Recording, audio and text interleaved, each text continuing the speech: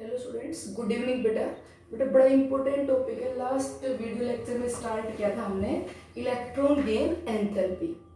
क्या होते हैं इलेक्ट्रॉन गेन एंथैल्पी? वहाँ पे हमने ये बताया कि अगर अपने पास कोई एटम है, हम ये चाहते हैं इस एटम की इलेक्ट्रॉन एक्सेप्ट करने की कैपेसिटी कितनी है, इसकी इलेक्ट्रॉन एक्सेप्ट एक्स्ट्रा इलेक्ट्रॉन लेने की कैपेसिटी कितनी है। तो बेटा इसके एक्स्ट्रा इलेक्ट्रॉन लेने की कैपेसिटी को कौन मेजर करेगा? Electron gain enthalpy. जब एक आइसोलेटेड गैसेस एटम में एक्स्ट्रा इलेक्ट्रॉन ऐड करते हैं तो दैट चेंज टू अनाइन। किसमें तो बेटा अनाइन में। इस एटम से जैसे एक्स से क्या बन गया? X negative ion. तो इसके बनते टाइम जितनी हीट एनर्जी रिलीज हुई है, जब एटम एक्स्ट्रा इलेक्ट्रॉन एक्सेप्ट करेगा तो बेटा एनर्जी रिलीज होगी। मोस्ट ऑफ रिलीज होती है, कुछ एक ही केस होते हैं जहाँ पे एनर्जी रिक्वायर्ड होती है। Most of 95%, 99% even heat energy release होती है। When the electron incoming towards the nucleus, then that feels the force of attraction, और due to attraction some heat energy is released। हमें पता होना चाहिए attraction में बेटा हमेशा heat energy रिलीज होती है, और जब इलेक्ट्रॉन एक्स्ट्रा यहाँ पे ऐड होगा के तो ये अट्रैक्शन फील करेगा, तभी तो न्यूक्लियस साथ रुका हुआ है। और अगर ये अट्रैक्शन फील करेगा तो क्या होगा? Due to attraction some heat energy is released. तो एक एटम के अनायन में कन्वर्ट होते टाइम कितनी एंथैल्पी चेंज हुई है, वो चेंज इन एंथैल्पी क्या कहलाएगी? यहाँ पे बेटा इलेक्ट्रॉन गेन एंथैल्पी। मान लीजिए ये तो कि एंथैल्पी ऑफ दिस अनायन और ये होगी एंथैल्पी ऑफ दिस एटम। तो the change in enthalpy which takes place when extra electron added to the isolated gases atom. और बेटा चेंज में बोल रही हूँ क्या आएगा? हमेशा नेगेटिव। कि एटम की मान लीजिए अंदर सपोज कर लो 200 किलो जूल थी, और जब उसमें एक्स्ट्रा इलेक्ट्रॉन ऐड किया इसमें, तो मान लीजिए बेटा यहाँ पे हीट एनर्जी होगी रिलीज, ठीक है। और अब इस अनायन की एनर्जी मान लीजिए 170 है, 170 है, तो चेंज कितना है बेटा? -30। तो this -30 kilo joule heat energy released during the addition of extra electron. And why that released? ये बार बार बोल रहे हैं, because that electron feel the attraction and due to attraction some heat energy is released. बेटा electron gain enthalpy measure करके एक atom की इलेक्ट्रॉन एक्सेप्ट करने की कैपेसिटी, जितना एटम इलेक्ट्रॉन को एक्सेप्ट करने की कैपेसिटी जितनी ज्यादा, जितनी स्ट्रॉन्ग रखेगा ना, उतने बेटा क्या होगा? ज्यादा ज्यादा हीट एनर्जी रिलीज होगी। If the incoming electron feel the more and more attraction, then more and more amount of heat energy released. तो greater negative magnitude of electron gain enthalpy, greater magnitude of electron gain enthalpy indicates more tendency of an atom to accept the extra electron। मतलब अगर suppose करें अपने पास ये तीन element A B C, but all this three latest electron except 111, तीनों एक एक इलेक्ट्रॉन एक्सेप्ट करके और अनायन में कन्वर्ट हुए। मान लीजिए यहाँ पे एंथैल्पी चेंज है -500 किलो जूल पर मोल, यहाँ पे मान लीजिए एंथैल्पी चेंज है -430 किलो जूल पर मोल, यहाँ पे मान लीजिए एनर्जी चेंज है बेटा -700 किलो जूल पर मोल। तो out of A B C which have the maximum tendency to gain the extra electron, किसकी अनायन में कन्वर्ट होने की कैपेसिटी सबसे ज्यादा है? तो बेटा किसकी सबसे ज्यादा है? सी की। यहाँ पे आने वाला इलेक्ट्रॉन सबसे ज्यादा अट्रैक्शन फील कर रहा है। More negative electron gain enthalpy means आने वाले इलेक्ट्रॉन ने ज्यादा अट्रैक्शन फील किया और ज्यादा हीट एनर्जी रिलीज हुई, ठीक है। यहाँ पे किसकी इलेक्ट्रॉन एक्सेप्ट करने की टेंडेंसी सबसे कम है? तो बेटा सबसे कम किसके? बी की, क्योंकि यहाँ पे आने वाले इलेक्ट्रॉन सबसे कम अट्रैक्शन फील कर रहे हैं। इसी इलेक्ट्रॉन गेन एंथैल्पी को बेटा इलेक्ट्रॉन एफिनिटी बोलते हैं। Electron affinity means electron accept करने की capacity. Affinity means capacity of electron to accept capacity of atom to accept the extra electron। Electron affinity means electron को एक्सेप्ट करने वाली capacity. और बेटा कैपेसिटी कभी नेगेटिव नहीं होती, कैपेसिटी कम ज्यादा होती है, नेगेटिव नहीं होती, ठीक है। तो electron affinity never expressed in negative terms, ये कभी नेगेटिव टर्म्स में एक्सप्रेस नहीं की जाएगी। जैसे अभी आपने से पूछे कि सी की इलेक्ट्रॉन एफिनिटी क्या है, तो मैं +700 बोलूंगी। यहाँ पे इलेक्ट्रॉन एक्सेप्ट करने वाली कैपेसिटी क्या है? सबसे ज्यादा। बेटा चेंज इन एंथैल्पी, तो कितनी एंथैल्पी चेंज हुई? तो एटम ने इलेक्ट्रॉन एक्सेप्ट किया तो हीट एनर्जी रिलीज हुई, तो अनायन की एनर्जी है वो एटम से कम है, तो ये चेंज तो नेगेटिव आ गया। ये नेगेटिव आना ये इंडिकेट कर रहा है कि इलेक्ट्रॉन ऐड होते टाइम वो अट्रैक्शन फील कर रहा है, इसलिए हीट एनर्जी रिलीज हो रही है। और जितना ज्यादा अट्रैक्शन फील करेगा उतनी ज्यादा हीट एनर्जी रिलीज होगी, और ज्यादा हीट एनर्जी का रिलीज होना ये इंडिकेट करेगा कि वहां पे इलेक्ट्रॉन की एक्सेप्ट होने की कैपेसिटी सबसे ज्यादा है। तो कैपेसिटी हमेशा क्या बताई जाएगी? पॉजिटिव। इलेक्ट्रॉन एफिनिटी कभी नेगेटिव नहीं बताई जाएगी, ठीक है। अच्छा अब मैं ये बता दें साथ साथ electron gain enthalpy maximum negative आती है, 99% नेगेटिव आती है। क्यों आती है नेगेटिव, वो बता दिया कि इलेक्ट्रॉन फ्री था और फ्री इलेक्ट्रॉन की एनर्जी जीरो मानी जाती है, but when it added in the atom that under the nuclear force of attraction so it is release, तो जीरो की बजाय नेगेटिव हो गई। तो इलेक्ट्रॉन गेन एंथैल्पी क्या होती है, वैसे नेगेटिव। तो कई बार इलेक्ट्रॉन गेन एंथैल्पी पॉजिटिव आ जाती है, जीरो आती है। वो कब आती है बेटे, इलेक्ट्रॉन गेन एंथैल्पी पॉजिटिव या जीरो वहां आएगी जिन एटम्स की एक्स्ट्रा इलेक्ट्रॉन एक्सेप्ट करने की कैपेसिटी नहीं होती, जो एक्स्ट्रा इलेक्ट्रॉन नहीं लेना चाहते। और बेटा इलेक्ट्रॉन वो लेना नहीं चाहेगा जो ऑलरेडी स्टेबल हो। तो it means the element which have stable electronic configuration, the element which have stable electronic configuration, जो बेटा ऑलरेडी स्टेबल है, not wants to accept extra electron, वो एक्स्ट्रा इलेक्ट्रॉन एक्सेप्ट नहीं करना चाहते, not wants to accept the extra electron, वो extra electron accept नहीं करना चाहते। और वो एक्स्ट्रा इलेक्ट्रॉन एक्सेप्ट नहीं करना चाहते तो बेटा उस टाइम क्या होगा कि एटम को कुछ एनर्जी वहां पे लगानी पड़ेगी, हमें आर्टिफिशियली कुछ एनर्जी देनी पड़ेगी जबरदस्ती इलेक्ट्रॉन ऐड करने के लिए, जबरदस्ती काम करवाया जाएगा, एनर्जी दे के काम करवाया जाएगा। अगर बच्चा खुद इच्छुक नहीं है पढ़ने का तो क्या करना पड़ेगा, खुद तो पढ़ना नहीं चाह रहा तो क्या करना पड़ेगा, या तो थोड़ा मोटिवेट करके या फिर भाई घर वालों को पेरेंट्स को कह के कि जी इसको पढ़े, या फिर हम डांट लगाएंगे, ठीक है, तो उसको कुछ एक्स्ट्रा एनर्जी दे के उसको पढ़ने बिठाया जाएगा। तो ऐसे ही नोबल गैसेस, ध्यान सुनो, noble gases helium, neon, argon, krypton, you know very well, all these are stable configuration. बेटा इनकी वैलेंस शेल कंप्लीट है, N_S2 Np6, हर कोई इलेक्ट्रॉन देना या लेना चाहता है क्या करने के लिए, नोबल गैस कॉन्फ़िगरेशन एक्वायर करने के लिए, अपनी ऑक्टेट कंप्लीट करने के लिए, अपनी वैलेंस शेल में 8 इलेक्ट्रॉन लाने के लिए कोई इलेक्ट्रॉन देना या लेना चाहता है। तो जो नोबल गैस हो तो ऑलरेडी स्टेबल है, उनकी तो ऑक्टेट कंप्लीट है, उनकी तो वैलेंस शेल फुलफिल्ड है, वो एक्स्ट्रा इलेक्ट्रॉन एक्सेप्ट नहीं करना चाहते।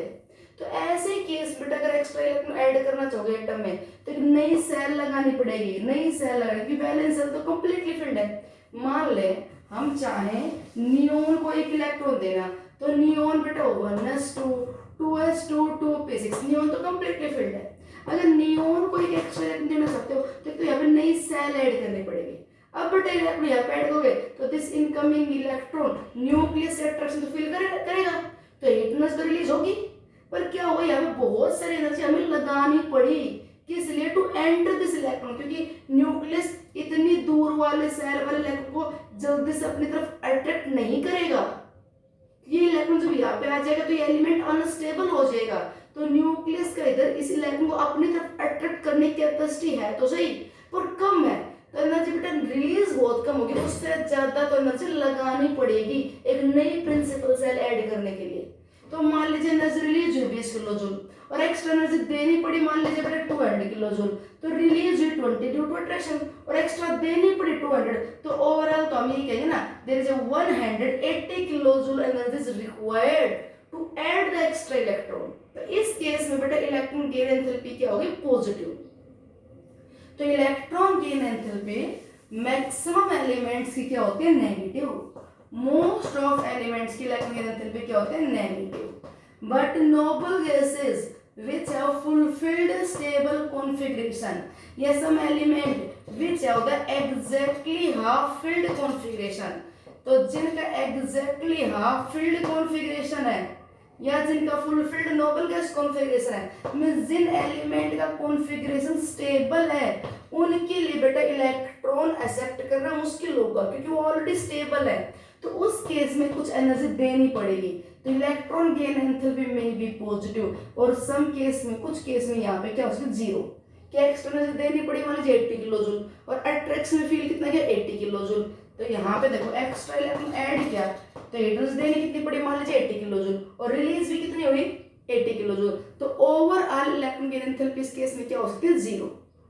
तो आयोनाइजेशन एंथैल्पी और इलेक्ट्रॉन गेन एंथैल्पी में मेन डिफरेंस क्या है, तो आयोनाइजेशन एंथैल्पी क्या होती है, the some energy which required to remove this electron from the isolated gases atom, एक एटम है जो गैस स्टेट में, उसका मोस्ट लूजली बाउंडेड इलेक्ट्रॉन निकालने के लिए कितनी एनर्जी देनी पड़ेगी? How much energy will be required to remove this electron? इस इलेक्ट्रॉन को निकालने के लिए जो एनर्जी देनी पड़ेगी वो तो कहलाती है बेटा energy required to remove this electron, वो तो क्या कहलाती है? Ionization energy.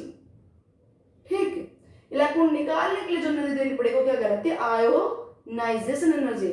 और एक एटम जब एक्स्ट्रा इलेक्ट्रॉन एक्सेप्ट करता है उस टाइम जो हीट एनर्जी रिलीज होती है इलेक्ट्रॉन गेन एंथैल्पी। तो इलेक्ट्रॉन निकालने के लिए तो हमेशा एनर्जी देनी पड़ेगी, because this electron under the nuclear force of attraction always some energy is required. तो आयोनाइजेशन एंथैल्पी बेटा हमेशा पॉजिटिव होती है, आयोनाइजेशन एंथैल्पी। और इलेक्ट्रॉन जब ऐड होता है तो अट्रैक्शन की वजह से हीट एनर्जी रिलीज होती है, तो electron gain enthalpy mostly negative होते हैं। और कुछ केस में जहां पे कॉन्फ़िगरेशन स्टेबल है वहां पे जीरो या पॉजिटिव भी हो सकती है। तो इलेक्ट्रॉन गेन एंथैल्पी में भी negative, zero, positive, but ionization enthalpy हमेशा क्या होगी? Positive. Always some energy required to remove the electron. बेटा अपने को ये दे दिया जाए कि out of 3 element A, B, C, ionization energy is given 500 kilojoule per mole, 400 kilojoule per mole, 1400 kilojoule per मोल। ये क्या दे रखी है? Ionization energy. With its most electropositive air, which element have the maximum tendency to lose the electron? Electron release करने की capacity यहाँ पे सबसे ज्यादा किसकी है? A की, B की या C की? तो बेटा B की। B is most electropositive। बेटा यहाँ पे सिर्फ 400 किलोजूल देते इलेक्ट्रॉन रिलीज कर देगा। तो जितनी आयोनाइजेशन एंथैल्पी लो उतना ही एलिमेंट मोर इलेक्ट्रोपॉजिटिव, उतनी उसकी इलेक्ट्रॉन रिलीजिंग टेंडेंसी ज्यादा, कम एनर्जी लगानी पड़ेगी इलेक्ट्रॉन निकालने के लिए। अच्छा, ये कहते थे there 3 element x y z, their electron gain enthalpy is +20 -200 -300। ये इलेक्ट्रॉन गेन एंथैल्पी है which have where the maximum tendency to gain the electron या to accept the extra electron. Electron accept करने की टेंडेंसी सबसे ज्यादा किसकी है? बेटा जेड की। जितना ज्यादा टेंडेंसी होगी इलेक्ट्रॉन उतना पावर से उसकी तरफ खिंचाएगा, जितना उसकी तरफ जल्दी खिंचाएगा उतना attraction more and more it is released. Here which have the minimum tendency to accept the electron? X. X की इलेक्ट्रॉन लेने की टेंडेंसी सबसे कम है। ठीक, तो इलेक्ट्रॉन गेन एंथैल्पी और आयोनाइजेशन एंथैल्पी से हम मेजर कर सकते हैं किसी की इलेक्ट्रॉन रिलीजिंग और एक्सेप्टिंग कैपेसिटी। अब सुनो बेटा, ये पता है एक एटम में से पहला इलेक्ट्रॉन निकाले तो एनर्जी रिक्वायर्ड, और उसी एटम में से दूसरा निकालने के लिए energy more required. IE2 second ionisation enthalpy is greater than first one. और बेटा थर्ड तो उससे भी ज्यादा होगी, क्योंकि इलेक्ट्रॉन निकालते जाओगे तो valence self effective nuclear charge बढ़ता जाएगा, electron more and more tightly held by the nucleus. अब बात आती है किसकी?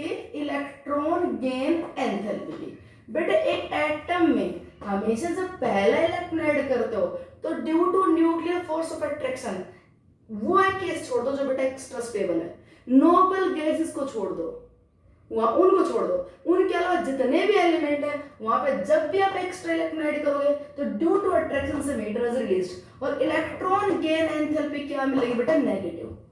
फर्स्ट इलेक्ट्रॉन गेन एंथैल्पी हमेशा क्या होगा? Negative, because extra electron added then feel the nuclear force of attraction so heat energy is released. तो फर्स्ट इलेक्ट्रॉन गेन एंथैल्पी हमेशा नेगेटिव होगी, मैक्सिमम नेगेटिव होगी। बट बेटा बात करें अगर हम सेकंड इलेक्ट्रॉन गेन एंथैल्पी की, तो second electron gain enthalpy never be negative, is always positive. Means एक एटम में एक इलेक्ट्रॉन ऐड करना आसान होता है, एक एटम में एक इलेक्ट्रॉन ऐड करना इजी है। इसी एटम में जब ये अनायन बन चुका, अब बेटा यहाँ पे दूसरा इलेक्ट्रॉन ऐड करना बहुत मुश्किल है। एक एलिमेंट की second electron gain enthalpy always be positive. Same atom में अगर आप दूसरा इलेक्ट्रॉन ऐड करोगे तो बहुत ज्यादा एनर्जी लगानी पड़ेगी। ये कह रहे हैं ऑक्सीजन की वैलेंस शेल में 6 इलेक्ट्रॉन है, it wants to accept 2 extra electron. Oxygen 2s2 2p4, it want to accept the 2 extra electrons so that it becomes stable। एक इलेक्ट्रॉन एक्सेप्ट किया, हीट एनर्जी बेटा यहाँ पे रिलीज हुई, यहाँ पे हीट एनर्जी क्या हुई? रिलीज, लगभग 141 किलोजूल पर मोल। तो ये फर्स्ट इलेक्ट्रॉन गेन एंथैल्पी है। इस आयन बन गई, इसमें हम दूसरे इलेक्ट्रॉन ऐड करना चाहते हैं। बेटा दूसरे इलेक्ट्रॉन ऐड करोगे ना तो यहाँ पे बहुत सारी एनर्जी लगानी पड़ेगी, लगभग 843 किलोजूल एनर्जी देनी पड़ेगी। एक एलिमेंट की second electron gain enthalpy IE2 always भी पॉजिटिव। एक एटम में दूसरा इलेक्ट्रॉन ऐड करना तो बहुत सारी एनर्जी लगानी पड़ेगी बेटा वो दूसरा इलेक्ट्रॉन ऐड करने के लिए। क्यों लगानी पड़ेगी भाई बहुत सारी? क्योंकि बेटा वो एक इलेक्ट्रॉन लेने के बाद क्या बन गया? अनायन। अब ऑक्सीजन की न्यूक्लियस में 6 प्रोटॉन, 6 इलेक्ट्रॉन थे, 1s2 2s2 6 प्रोटॉन है, मैं गलत बोल गई, 8 प्रोटॉन और बेटा 8 इलेक्ट्रॉन, 1s2 2s2 2 भी हो। बेटा एक इलेक्ट्रॉन ये एक्स्ट्रा और ले ले तो वैलेंस में 7 हो जाएंगे, अनायन बन गया। एक इलेक्ट्रॉन न्यूक्लियस तो और लेना चाहता है ताकि 2p6 होते हैं, इसका कॉन्फ़िगरेशन क्या हो जाए? Noble gas. 2p5 हो गया एक इलेक्ट्रॉन लेने के बाद, ये चाहता है एक इलेक्ट्रॉन और लेना ताकि क्या हो जाए? नोबल गैस कॉन्फ़िगरेशन 2p6 हो जाए। पर क्या हुआ बेटा? एक इलेक्ट्रॉन एक्स्ट्रा ते बन गया अनायन। अनायन इसके ऊपर चार्ज क्या है? नेगेटिव। अब ये दूसरा जो आने वाला इलेक्ट्रॉन है वो इस नेगेटिव फील्ड से क्या करेगा? रिपल्सन फील करेगा। स्टार्टिंग में शुरू में एटम में 8 प्रोटॉन्स हैं, 8 इलेक्ट्रॉन्स हैं। एटम इलेक्ट्रिकली न्यूट्रल है। To become stable it wants to accept extra electron. ये पावरफुली इसे अपनी तरफ खींच रहा है और इसलिए क्या होगा? Due to attraction there is heat release 141 kilojoule per mole. But after gain of one electron, it becomes anion. It develops negative charge around it. इससे चारों तरफ बेटा नेगेटिव चार्ज आ गया। अब आने वाले इलेक्ट्रॉन के लिए ये नेगेटिव चार्ज बॉडीगार्ड का काम कर रहा है कि भाई तू कैसे एंटर करेगा, ये इसको धक्के मार के वापस भेज देगा। न्यूक्लियस तो चाहता है इसको लेना, न्यूक्लियस तो खींच रहे से, पर बाहर नेगेटिव चार्ज रहा, ये इसको क्या कर रहा है? रिपेल। तो इसे बहुत सारी ताकत लगानी पड़ेगी, बहुत सारी हमें एनर्जी देनी पड़ेगी, किस लिए? To overcome this force of repulsion. तो मैं क्या कह रही हूं? Second electron gain enthalpy is always be largely positive. क्यों होती है बेटा large positive? Because of the gain of one electron atom changes to anion, it develops a negative field around it. This negative field repel the next incoming electron. So more energy will be required by the incoming electron to overcome this force of repulsion and to add itself. अपने आप को add करने के लिए बहुत सारी energy लगानी पड़ेगी to overcome the force of repulsion. तो अपने से क्वेश्चन ये दे दिया जाए कि it is true to convert the oxygen to oxygen dinegative ion is overall endothermic process. Oxygen को ऑक्सीजन डाइनेगेटिव में कन्वर्ट करना ओवरऑल एंडोथर्मिक प्रोसेस है। क्या ये बात सही है? सही है बेटा ये, क्योंकि पहला इलेक्ट्रोनाइट क्या था? एनर्जी रिलीज कितनी हुई? 141।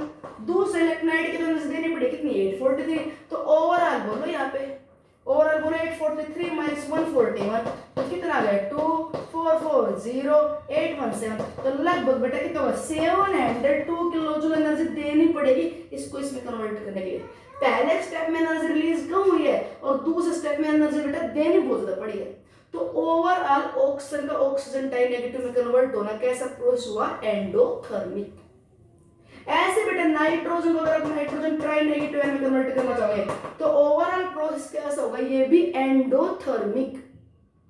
एक इलेक्ट्रोन ऐड करना, फ्लोरीन को फ्लोराइड आयन में कन्वर्ट होना, ये प्रोसेस क्या मिलेगा आपको? एक्सोथर्मिक। एक इलेक्ट्रॉन आसानी से एक्सेप्ट कर लेते हैं, पर कहीं पे एक से ज्यादा इलेक्ट्रॉन ऐड करने पड़े ना बेटा, एनर्जी रिक्वायर्ड। नेक्स्ट इलेक्ट्रॉन अगर डाइनेगेटिव आयन बन गया तो बेटा थर्ड इलेक्ट्रॉन की एनर्जी तो और भी ज्यादा पॉजिटिव होगी। थर्ड इलेक्ट्रॉन ऐड करना तो और भी मुश्किल होगा, थर्ड इलेक्ट्रॉन ऐड करना और भी मुश्किल क्यों होगा? क्योंकि बाहर नेगेटिव चार्ज 2 आ गया तो और भी ज्यादा रिपेल करेगा आने वाले इलेक्ट्रॉन को।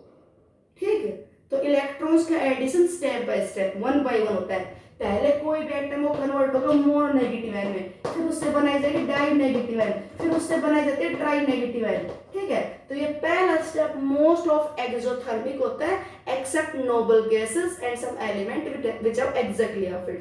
ये मोस्टली एक्सोथर्मिक होता है, नोबल गैस को और कुछ एक्जेक्टली हाफ फिल्ड कॉन्फ़िगरेशंस को छोड़ के। बाकी बेटा सेकंड डाई नेगेटिव आयन में कन्वर्ट होना, ट्राई नेगेटिव में कन्वर्ट होना, हमेशा क्या मिलेगा? Strongly endothermic. ठीक है, दूसरा तीसरा इलेक्ट्रॉन ऐड करना क्या होगा? Very difficult. इलेक्ट्रॉन एक एक करके ऐड किए जाते हैं। First electron gain enthalpy negative होती है, बट सेकंड थर्ड ये क्या होती है? Highly positive. Now the factors upon which electron gain enthalpy depends. तो बेटा इलेक्ट्रॉन गेन एंथैल्पी डिपेंड करती है first atomic size, electron gain enthalpy किसी भी डिपेंड करता है एटॉमिक साइज। जितना एटम स्मॉल होगा उतने उसके लिए एक्स्ट्रा इलेक्ट्रॉन एक्सेप्ट करना इजी होगा।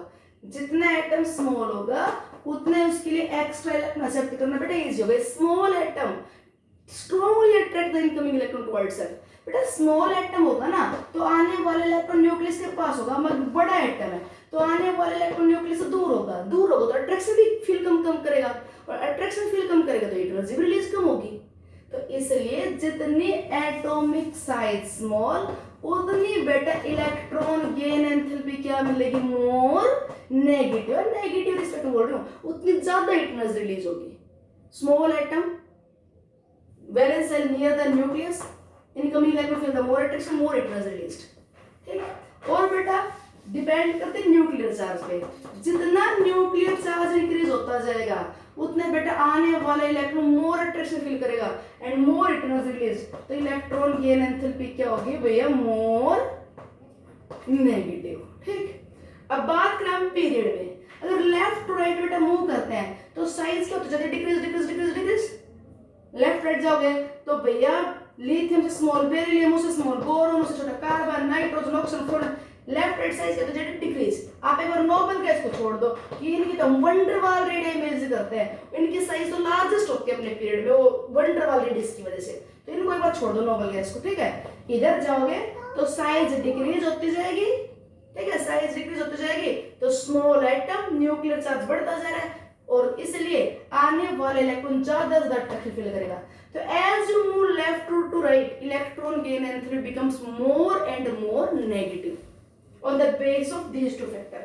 There may be some exception या बीच में कुछ आ सकता है, वो भी मैं अभी साथ साथ बता रही हूँ। बेटा एक्सेप्शन ये कि also electron gain enthalpy depends upon the electronic configuration. जिन एलिमेंट्स का इलेक्ट्रॉनिक कॉन्फ़िगरेशन बेटा जी स्टेबल है, स्टेबल इंसान हिलडुल के राज्य नहीं, स्टेबल ना इलेक्ट्रॉन देना चाहेगा ना इलेक्ट्रॉन लेना चाहेगा। तो जिनका कॉन्फ़िगरेशन ऑलरेडी स्टेबल है उनके लिए बेटा इलेक्ट्रॉन गेन एंथैल्पी या तो लेस नेगेटिव मिलेगी या पॉजिटिव मिल सकती है। और बेटा जो इलेक्ट्रॉन लेने के बाद स्टेबल होने वाले हैं, लेते स्टेबल हो जाएंगे, उनके लिए electron gain enthalpy more negative मिलेगी।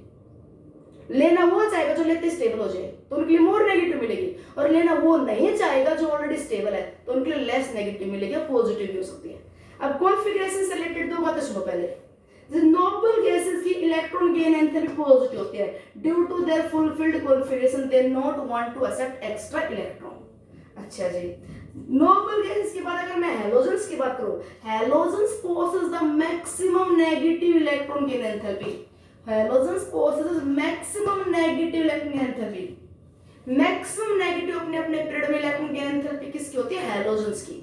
सेकंड पीरियड बेटा मैक्सिमम नेगेटिव फ्लोरीन की, थर्ड पीरियड में मैक्सिमम नेगेटिव फ्लोरीन की। इलेक्ट्रॉन लेने की कैपेसिटी सबसे ज्यादा अपने अपने पीरियड में किसकी, हैलोजन की। दो बातें हैं, एक तो बेटा लेफ्ट राइट साइज डिक्रीज होती जा रही है तो these are smallest size in their respective period. अपने अपने पीरियड में बहुत स्मॉल साइज के हैं, छोटी साइज के हैं, तो आने वाले इलेक्ट्रॉन न्यूक्लियस के पास होगा, अट्रैक्शन ज्यादा फील करेगा। और दूसरी मेन बात बेटा इनका कॉन्फ़िगरेशन है ns2np5, this have a strong tendency to accept the extra electron. ये तो चाहेंगे एक इलेक्ट्रॉन और लेना, लेते ही क्या हो जाएंगे, नोबल गैस कॉन्फ़िगरेशन। तो मैक्सिमम नेगेटिव हैलोजेंस की, पॉजिटिव किसकी, नोबल गैस की। और देखो इन तीनों बातों से रिलेट करते हैं, एटॉमिक साइज, न्यूक्लियर चार्ज और इलेक्ट्रॉन गेन एंथैल्पी। इन तीनों बातों से रिलेट करते हैं। देखो लेफ्ट टू राइट गए बेटा, इलेक्ट्रॉन गेन एंथैल्पी अगर हम बात करें out of carbon and nitrogen किसके लिए मोर नेगेटिव है, तो बेटा लेफ्ट राइट इधर जाओगे तो मोर नेगेटिव नाइट्रोजन की होनी चाहिए ना, बट दैट एक्सेप्शन है, नाइट्रोजन की मोर नेगेटिव नहीं है बेटा। Electron gain enthalpy more negative है किसकी, कार्बन की। कार्बन की electronegativity more, electron gain enthalpy more negative है। कार्बन की एक्स्ट्रा इलेक्ट्रॉन एक्सेप्ट करने की टेंडेंसी ज्यादा है, क्योंकि कार्बन का कॉन्फ़िगरेशन 1s2 2s2 2p2 और नाइट्रोजन का 1s2 2s2 2p3। तो बेटा नाइट्रोजन तो एग्जैक्टली हाफ फील्ड है, तो ये जल्दी से इलेक्ट्रॉन नहीं लेना चाहेगा, जबकि कार्बन लेना चाहेगा। कार्बन क्योंकि लेते ही क्या हो जाएगा, एग्जैक्टली हाफ फील्ड। तो इलेक्ट्रॉन गेन एंथैल्पी होनी चाहिए थी मोर नेगेटिव नाइट्रोजन की, पर होती किसकी है, कार्बन की। ठीक, तो कॉन्फिगरेशन का भी हम ध्यान रखेंगे। तो बेटा अपने पास ओवरऑल रिजल्ट आ गया कि इलेक्ट्रॉन गेन एंथैल्पी अगर पीरियड में बात करो ना तो मैक्सिमम नेगेटिव 70 ग्रुप की हैलोजन्स की, फ्लोरीन क्लोरीन ब्रोमीन की सबसे ज्यादा नेगेटिव, उससे कम है बेटा 16 की, 16 से कम होनी चाहिए 15 की, पर किसकी बेटा 14 से भी कम 15 की। देखो ये 15 था कहना चाहिए था मोर, ये मोर नेगेटिव की बात चल रही है, मोर नेगेटिव सबसे ज्यादा इलेक्ट्रॉन एक्सेप्ट करेगा 70 ग्रुप रखता है, ये ऑलरेडी आ जाना 16, फिर आना चाहिए 15 पर, ये है बेटा Np3 और ये है Np2, तो ये जल्दी इलेक्ट्रॉन एक्सेप्ट कर लेगा ताकि Np3 होके एग्जैक्टली हाफ फिल्ड हो जाए और स्टेबल हो जाए, और ये नहीं रहना चाहिए क्योंकि ऑलरेडी स्टेबल है। 15 के पीछे बेटा नंबर आता है कौन से ग्रुप का 13 के बाद आना चाहिए सेकंड, पर फर्स्ट की ज्यादा सेकंड की कम, सेकंड बेटा NS2 ये स्टेबल है, और ये मेरा बेटा NS1 ये इलेक्ट्रॉन और लेना चाहेगा ताकि स्टेबल हो जाए, तो अल्किल एलिमेंट के लिए ज्यादा अल्किल की कम, और बेटा सबसे कम किसकी 18th ग्रुप की NS2 NP6, इनकी तो इलेक्ट्रॉन गेन एंथैल्पी आपको पॉजिटिव मिलेगी, ऑलमोस्ट क्या मिलेगी positive.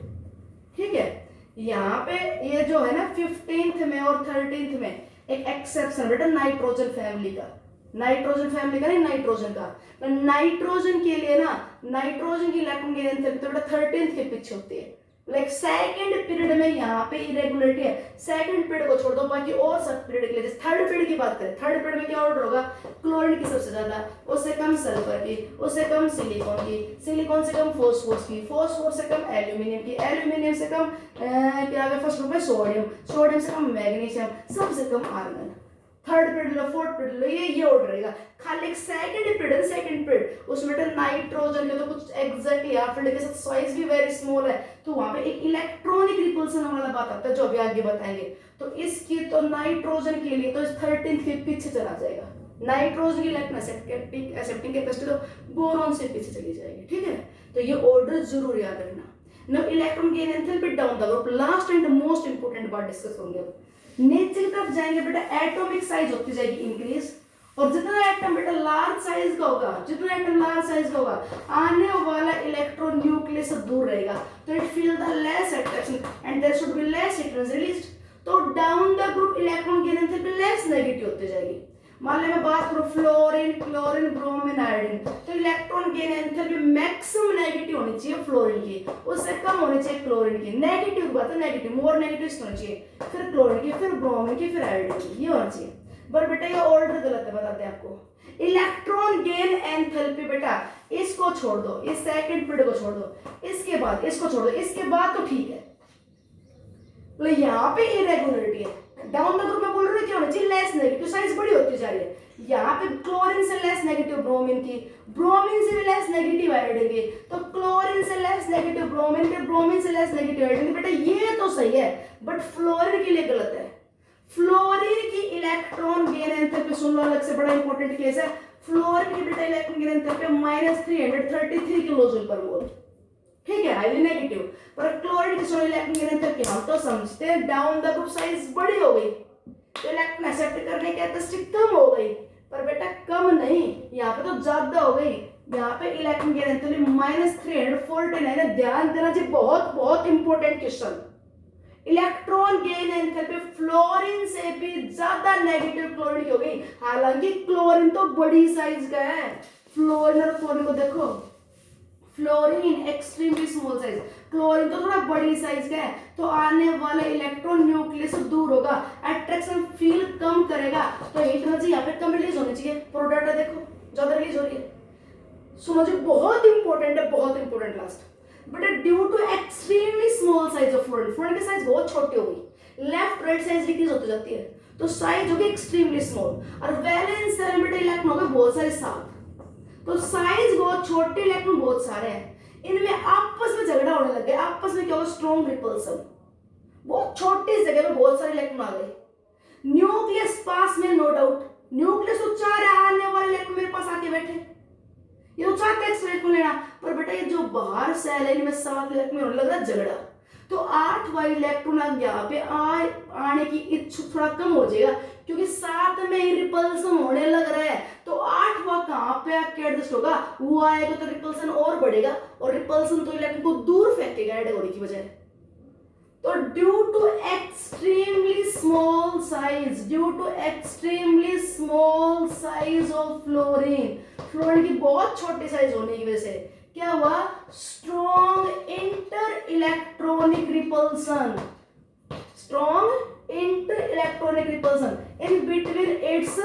in between its valence cell electron। हम इसे बोलते हैं कॉम्पैक्ट 2p सब सेल कि 2p ऑर्बिटल तो बहुत छोटे साइज के है, ठीक है, तो इलेक्ट्रॉन बहुत पास हैं।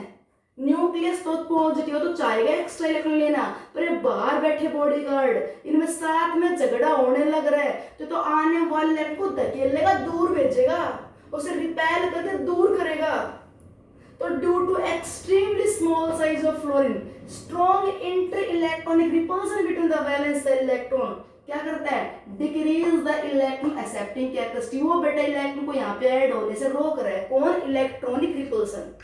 मैं कह दूं, मान लीजिए मैंने पीजी खोल रखी है, ठीक है, मैं उसकी ऐड रूम में भाई कह दे कि 3 बच्चे ऑलरेडी हैं, रूम में बच्चों की जगह 2 की, एक रूम में 2 ही बच्चे होने चाहिए, एक रूम में ऑलरेडी 3 बच्चे हैं, चौथा कोई आ गया बाहर से यहाँ पे रहने के लिए, ठीक है, तो मैं तो चाहूंगी चौथा लेडीज हो जाए, मुझे तो रुपए मिलेंगे, पर वो चौथा बच्चा जैसे रूम के पास देखेगा, वो ये बुक फेंक रहा है कि कपड़े निकाल के फेंक रहा है अलमीरा में से, उनका ही सामान रेडिस नहीं हो रहा।